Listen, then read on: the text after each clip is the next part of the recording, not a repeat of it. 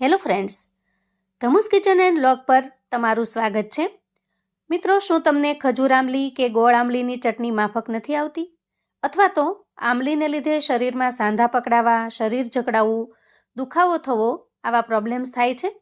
તો આજે એ બધા જ પ્રોબ્લેમ ન થાય એવી ટેસ્ટી ચટપટી ચટણીની રેસિપી હું બતાવું છું, જેનો ટેસ્ટ અને લુક એકદમ ગોળ આંબલી કે ખજૂર આંબલી જેવો જ લાગે છે, પણ આંબલીના ઉપયોગ વગર બનતી હોવાથી મોટે ભાગે કોઈને નડતી નથી. આ ચટણી સાથે તમે બિંદાસ પાણીપુરી, ભેળપુરી, ચાટપુરી કે દહીંપુરીનો આનંદ માણી શકો છો. તો ચાલો બનાવવાની રીત પણ જોઈ લઈએ. ટેસ્ટી ચટપટી ચટણી બનાવવા માટે સૌથી પહેલાં આપણે એક પેન લઈશું અને પેનની અંદર 2 ચમચી જેટલો આમચૂર પાવડર લઈશું અને એ જ રીતે 2 ચમચી જેટલો ચાટ મસાલો લઈશું. તમારે જો ચટણી એકદમ માર્કેટ જેવી પરફેક્ટ બનાવી હોય તો બધા જ માપને ધ્યાનમાં રાખશો તો એકદમ સરસ ટેસ્ટી એકદમ બજાર જેવી જ બનશે. ત્યાર પછી આપણે 1.5 ચમચી જેટલો શેકેલા જીરાનો પાવડર ઉમેરી દેવાનો છે અને 1 ચમચી વરિયાળી પાવડર. વરિયાળી ઉમેરવાથી તમને જે ચટણીનો ટેસ્ટ છે એકદમ સરસ બજાર જેવો મળશે, કેમ કે કંદોઈને પૂછી અને પછી જ મેં આ મસાલાઓ સેટ કરેલા છે. અને ત્યાર પછી આપણે 1 ચમચી જેટલું લાલ મરચું પાવડર ઉમેરી દઈએ અને અડધી ચમચી જેટલું કાશ્મીરી લાલ મરચું ઉમેરીશું, જેનાથી ચટણીનો કલર એકદમ સરસ લાલ અને ખૂબ જ યમી દેખાય એવો બને છે. અડધી ચમચી જેટલું સંચળ ઉમેરી દઈએ અને સ્વાદ પ્રમાણે મીઠું ઉમેરી દઈએ. ત્યાર પછી આપણે અહીંયા 1 ચમચી જેટલો કોર્નફ્લોર લેવાનો છે. એનાથી ચટણીનું ટેક્સચર એકદમ સરસ બજાર જેવું અને ખૂબ જ સરસ ઘાટું બનીને તૈયાર થશે. અહીંયા તમારી પાસે જો કોર્નફ્લોર અવેલેબલ ન હોય તો તમે 1 ચમચી જેટલો મેંદાનો લોટ વાપરી શકો છો, અથવા તો 1 ચમચી જેટલો તમે અહીંયા ચોખાનો લોટ પણ ઉપયોગમાં લઈ શકો છો. એનાથી પણ ચટણીનું ટેક્સચર છે એ થોડું ઘાટું બની જશે.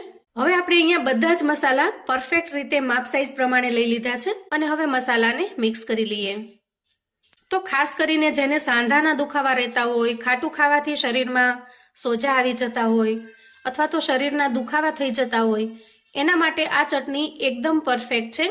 કોઈ પણ ફરસાણની સાથે આ ચટણી તમે એન્જોય કરી શકો છો. અને વળી આંબલીની ચટણી ખાવાથી જે કાંઈ આડઅસર થતી હશે એ બિલકુલ નહીં થાય. જુઓ, અહીંયા મસાલા ખૂબ સરસ રીતે મિક્સ કરી લીધા છે અને હવે આપણે 1 ગ્લાસ જેટલું પાણી લેવાનું છે. આ પાણીને આપણે પેનમાં એડ કરી દઈએ.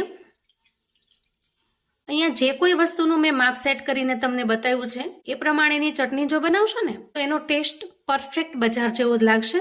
એમાં સહેજ પણ ખાટું નહીં લાગે, વધારે પડતું ગળ્યું પણ નહીં લાગે કે ખારું તુરું પણ નહીં લાગે. જુઓ, આ રીતે મસાલાને આપણે સ્પેચ્યુલાની મદદથી પાણીની સાથે ખૂબ સરસ રીતે મિક્સ કરી લીધા છે.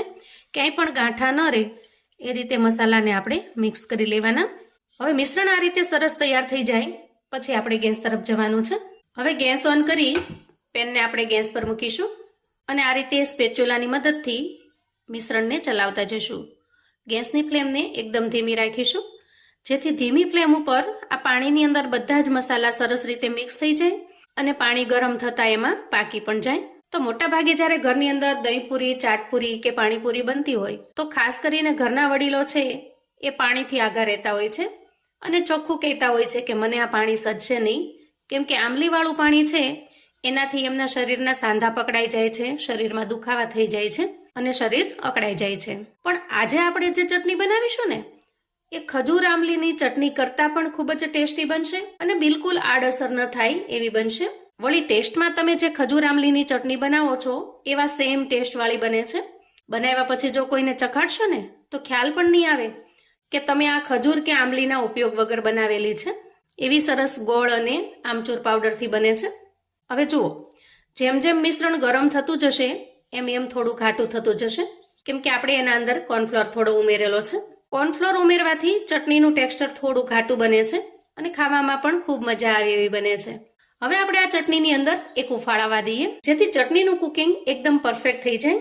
જુઓ, અંદાજે 1 મિનિટમાં જ એની અંદર સરસ બબલ્સ થવા લાગ્યા છે અને ચટણીમાં ઉફાળાવા લાગ્યો છે.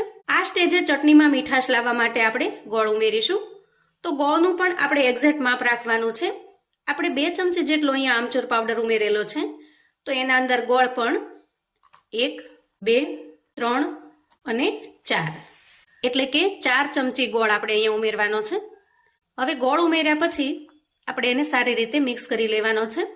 ગોળને મેં અહીંયા એકદમ સરસ ઝીણો સમારીને જ ઉપયોગમાં લીધેલો છે, છતાં પણ જો કોઈ ગાંઠા રહી ગયા હોય તો એને સ્પેચ્યુલાની મદદથી સારી રીતે મિક્સ કરી લઈશું. ગોળ ઉમેર્યા પછી ચટણી છે એનું ટેક્સચર ઘાટું તો થયું છે, પણ સાથે સાથે એનો કલર પણ બદલાય છે. હવે થોડીવાર માટે ગેસની ફ્લેમને આપણે મીડિયમ પર લઈએ અને આ રીતે સ્પેચ્યુલાની મદદથી ચલાવતા જઈએ. અંદાજે 1 મિનિટ સુધી આ રીતે પકવી લેવાની છે, જેથી ચટણીને જો તમે લાંબા સમય સુધી સ્ટોર કરવા માંગતા હો તો એ ચટણી બગડશે પણ નહીં. આમ રેગ્યુલરમાં 3 થી 4 દિવસ સુધી આ ચટણીને તમે સામાન્ય તાપમાને બહાર પણ સારી રહે છે, તો તમે એને એ રીતે સ્ટોર કરી શકો છો. અને જો ફ્રીજની અંદર તમે મૂકશો તો અંદાજે 8 થી 10 દિવસ સુધી આ ચટણીને કશું જ થતું નથી. અને જો તમે ફ્રીઝરની અંદર સ્ટોર કરીને રાખશો તો 1 મહિના સુધી આ ચટણી બિલકુલ બગડતી નથી. વળી 1-2 દિવસની અંદર કોઈ આવો પ્રોગ્રામ કરવાનો હોય પાણીપુરી, ભેળપુરી કે ચાટપુરીનો, તો તમે બનાવીને અગાઉથી તૈયાર કરીને રાખી પણ શકો છો, જેથી ઇન્સ્ટન્ટથી ઝડપથી પીરસવામાં પણ સરળતા રહે.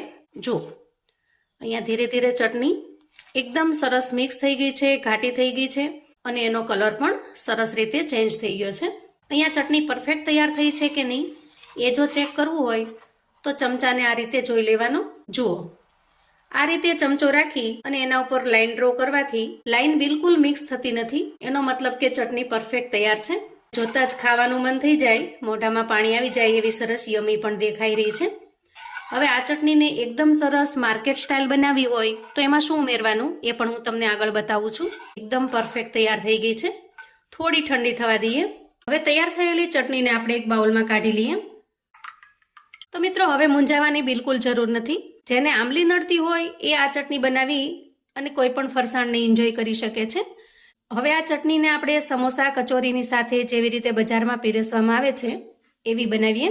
એના માટે અલગથી એક વાટકી લઈએ અને વાટકીમાં જરૂરિયાત મુજબની ચટણી લઈએ. ત્યાર પછી એમાં એકદમ ઝીણી સમારેલી, એકદમ બારીક સમારેલી ડુંગળી ઉમેરી દઈએ અને એ જ રીતે એકદમ ઝીણી સમારેલી કોથમીર પણ. અને હવે બધી જ વસ્તુને સરસ રીતે મિક્સ કરી લઈએ. તો જુઓ, બજારમાં જે રીતે સમોસા, કચોરીની સાથે પીરસવામાં આવે છે એવી જ ટેસ્ટી યમ્મી ચટણી બનીને તૈયાર છે. જ્યારે બજારમાં આપણે આ ચટણીનો ટેસ્ટ માણતા હોઈએ ત્યારે આપણને ચોક્કસથી ખ્યાલ આવે કે આટલી સરસ ટેસ્ટી ચટણી કઈ રીતે બનતી હશે. તો અહીંયા આ એ ચટણી બનાવીને મેં તમારી સાથે શેર કરી છે. મિત્રો, આવું અવનવું જાણવા માટે અને મને સપોર્ટ કરવા માટે ચેનલ પર જો તમે નવા છો તો પ્લીઝ ચેનલને સબસ્ક્રાઈબ કરો. વિડીયો ગમે તો લાઈક અને શેર કરો. તમારા સગા સંબંધી મિત્રોને પણ આપણી આજની એકદમ ટેસ્ટી, ચટપટી, આંબલી વગરની ખજૂર આંબલી જેવી ચટણીની રેસિપી ચોક્કસથી મોકલી આપજો, જેથી એ લોકો પણ બનાવીને તૈયાર કરી શકે, એન્જોય કરી શકે અને એના પરિવારને પીરસી શકે. કોમેન્ટમાં મને ચોક્કસથી જણાવજો મિત્રો કે આજની એકદમ અલગ રીતે બનાવેલી આ ચટણીની રેસિપી તમને કેવી લાગી છે. ફરી મળીશું એક નવી રેસિપી સાથે. ત્યાં સુધી આવજો મિત્રો.